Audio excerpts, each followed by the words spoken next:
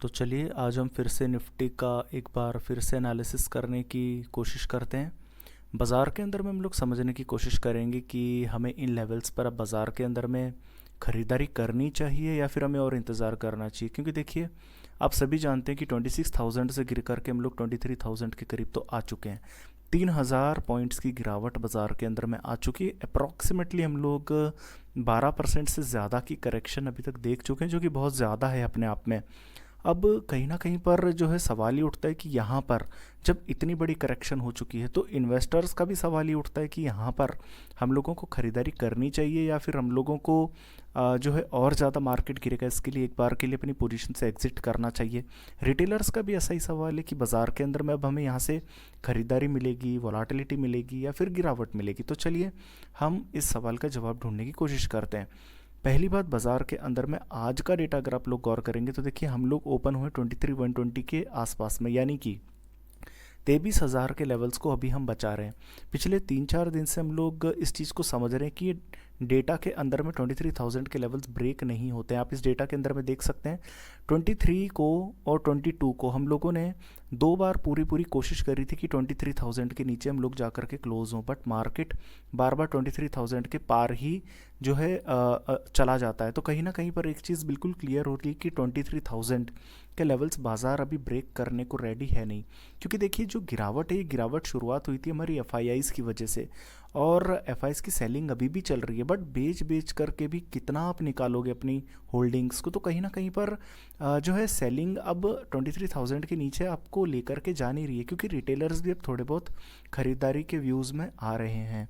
तो पहली बात तो आज बाज़ार खुला हमारा 23,000 के ऊपर ही खुला है, इनफैक्ट 23,100 के पार जा करके हम लोग खुले हैं। अब जब हम लोग खुले हैं 23,000 के पार तो यहीं से फिर से हम लोगों ने जो है ख़रीदारी देखी और ऊपर में एक बार के लिए हम लोग 23,270 के लेवल्स तक भी पहुंचते हुए नज़र आए। एक बात को आप क्लियर रखिए कि जब तक आप लोग 23,000 के पार आप टिके हुए हैं, बाज़ार के अंदर में फ्रेश गिरावट आपको नज़र नहीं आएगी।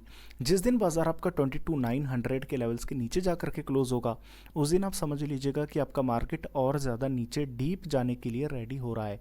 तो 23,000 के लेवल्स को हम बचा रहे हैं, ये हमारे लिए एक बहुत ज़्यादा एक सेंटिमेंटल इफेक्ट है, क्योंकि देखिए रिटेलर्स, एफआईआईज़ और डीआईआईज़ जिनको जितना बेचना था वो एक बार के लिए मार्केट से बाहर हो चुके हैं और अब बजट का इंतज़ार है।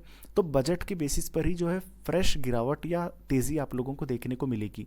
तो उससे पहले कोई बहुत बड़ा व्यू आपका आने वाला है नहीं, और 23,000 के लेवल्स जब तक बचे हुए हैं बाज़ार के अंदर में ज़्यादा डरने की ज़रूरत है नहीं। तो आज हम लोग जब 23,000 के लेवल्स के पार खुले हैं तो कहीं ना कहीं पर 200-300 पॉइंट्स की रेंज में हम लोग ट्रैप होते हुए नजर आए, और ये पिछले 3-4 दिन से हम लोग यही एक सेंटिमेंटल इफेक्ट देख रहे हैं कि नीचे में जब हम लोग 23,000 के लेवल्स को ब्रेक नहीं कर रहे हैं तो ऊपर में 200-300 पॉइंट्स की रेंज में हम लोग फंसे रह जाते हैं। अब आप एक बार के लिए आइए हमारे यहाँ पर वन डे के चार्ट्स की तरफ। देखिए हमारी जो गिरावट शुरू हुई है ये हमारी सितंबर के कुछ लास्ट से जो है शुरुआत हुई थी, जब आप लोग 26,500 के लेवल्स पर आप ट्रेड कर रहे थे। वहीं से आप लोगों ने जो है करेक्शन देखी, और यहाँ पर एक पैटर्न आप लोगों को एक सिमेट्रिकल ट्रायंगल का एक नज़र आ रहा होगा। हर बार आप जो है इस ट्रायंगल को मेंटेन करते हैं। अब बात ये है कि इस पैटर्न को भी अगर हम लोग फॉलो करें तो 22,900 के लेवल्स हमारे लिए बहुत स्ट्रॉन्ग सपोर्ट है, क्योंकि देखिए इस पैटर्न के अंदर में इसका जो लोअर फेज़ है वो यहीं पर आ रहा है। तो जब तक 22,900 के नीचे आप लोग जब तक क्लोज नहीं होते हैं, बाज़ार के अंदर में फ्रेश गिरावट नहीं होगी। यहाँ तक कि मैं तो कहूँगा अगर आपके पास में कोई पुराने शॉर्ट्स पड़े तो एक बार के लिए उन्हें कवर कर लीजिए, क्योंकि मार्केट के अंदर में शॉर्ट कवरिंग आ सकती है। ऊपर में 23,700 23,800 के पार आप लोग जब तक जाकर के क्लोज नहीं होते, फ्रेश खरीदारी ना ही करें तो बढ़िया रहेगा।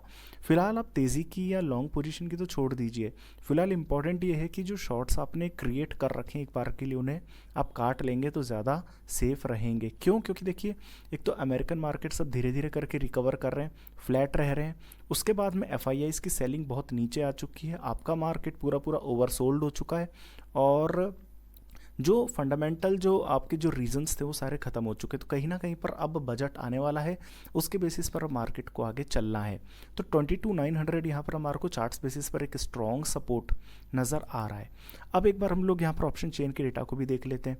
देखिए आज हमारे जो है एक्सपायरी है और इस महीने की हमारी सेकंड लास्ट एक्सपायरी है। तो कहीं ना कहीं पर आज हमारा जो डेटा है वो किस तरीके से क्रिएट हो रहा है। देखिए 23,200 पर तकरीबन 7.5 लाख टोटल बेसिस पर हाईएस्ट पुट राइटर्स आप लोगों को नज़र आएंगे। नीचे में 23,100 पर सिर्फ 2.25 लाख पुट राइटर आपको नज़र आएंगे। अप्रॉक्सीमेटली डिफरेंस आपका 5 लाख पुट राइटर का है। और जुड़ कितने नीचे में लगभग 1.5 lakh put writer, 78,000 put writer. तो एक बात क्लियर है कि 23,200 के नीचे पुट राइटर्स आपके शिफ्ट नहीं हो रहे हैं। तो अभी भी मेरा मानना है कि 23,200 के नीचे जा कर के आपकी क्लोजिंग नहीं होने वाली है। ठीक है, इसके अलावा आज तकरीबन 6.25 लाख पुट राइटर आपके 23,200 पर ही ऐड हुए हैं, जो भी नीचे शिफ्ट नहीं होंगे। नीचे 23,200 के नीचे कोई खासी फ्रेश कॉल राइटिंग भी ऐड होती नज़र नहीं आ रही है। तो एक बात क्लियर है कि 23,200 आपके लिए एक स्ट्रॉन्ग सपोर्ट का काम यहाँ पे बाजार के अंदर में कर रहा है। ऊपर में 23,300 पर तकरीबन 6.5 lakh total highest call writers हैं। उसके ऊपर 23,350, 23,400 कोई खासी कॉल राइटिंग शिफ्ट होती नज़र आ नहीं रही है। 3-4 लाख कॉल राइटर्स का फ़र्क है, जुड़ रहे हैं सिर्फ 1.5 लाख कॉल राइटर। बट एक बात है, वो है कि 23,250 पर तकरीबन 6.25 लाख कॉल राइटर्स आज खड़े हैं, जो कि पूरी तरीके से प्रीमियम को गलाने के लिए खड़े हैं। तो एक बात समझ लीजिए कि 23,200 नीचे में आज क्लोजिंग मुश्किल है, 23,250 के ऊपर भी क्लोजिंग मुश्किल है।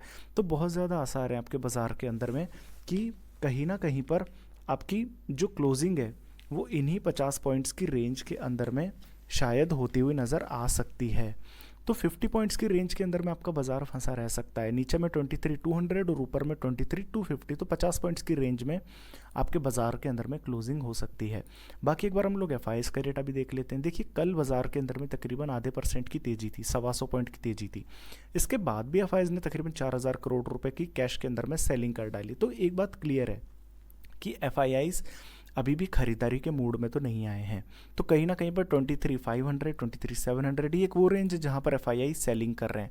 अब देखिए 23,300 तो आज का हाई है, और यहाँ पर भी अगर आप लोग गौर करेंगे तो 23,700 के पार आपका जो है एक बड़ा रेजिस्टेंस यहाँ पर खड़ा है। तो FIs की जो सेलिंग है वो इसी बेसिस पर अभी इस वक्त आपको नज़र आएगी। हालांकि देखिए DII शुरू से लेकर अभी तक खरीदारी पर लगे हुए हैं। अब 3,500 करोड़ की इन्होंने कैश में खरीदारी करी, तो कुल मिलाकर के 400 करोड़ रुपए की कैश के अंदर में ओवरऑल सेलिंग हुई है, जो कि कम है और छोटी सेलिंग है, बहुत ज़्यादा बड़ी सेलिंग है नहीं। इसके अलावा अगर आप लोग गौर करेंगे तो इंडेक्स के अंदर में फिर से 1,000 करोड़ रुपए की सेलिंग है, जो क्लियरली इंडिकेट कर रहा है कि आप 23,500, 23,700 के पार आप जाएंगे नहीं। बट स्टॉक फ्यूचर्स में क्योंकि 1,800 करोड़ रुपए की खरीदारी है, जो क्लियरली इंडिकेट कर रहा है कि नीचे में 23,000 भी आप ब्रेक नहीं करेंगे। तो एक चीज़ को आप क्लियरली समझ लीजिए कि 23,000 आपके लिए स्ट्रॉन्ग सपोर्ट बना हुआ है, 23,500, 23,700 स्ट्रॉन्ग रेजिस्टेंस बना हुआ है। बाजार के अंदर में फ्रेश सेलिंग हम लोग तब करेंगे जब 23,000 के नीचे जा करके हम लोग क्लोज करेंगे, और लॉन्ग हम लोग तब करेंगे जब 23,500, 23,700 के पार जा करके हम लोग क्लोज करेंगे। इस रेंज के अंदर में फ़िलहाल हम लोग कोई पोजीशन नहीं लेने वाले बाज़ार के अंदर में। तो इतनी ही हमारी स्ट्रैटेजी है कि अभी सिर्फ वेट एंड वॉच की स्ट्रैटेजी पर हम लोग फॉलो करेंगे। 23,900 के नीचे क्लोज करेंगे तब हम लोग शॉर्ट करेंगे, 23,500, 23,700 के पार जा करके क्लोज करेंगे तो हम लोग लॉन्ग करेंगे। यहाँ हम लोग कोई भी पोजीशंस क्रिएट नहीं करने वाले हैं। तो बाज़ार के अंदर में आज यही स्ट्रैटेजी हम लोग क्रिएट करेंगे। तो अगर हमारे वीडियोज़ को आप फेसबुक पर देख रहे हैं तो पेज को फॉलो करें, यूट्यूब पर देख रहे हैं तो चैनल को सब्सक्राइब करें।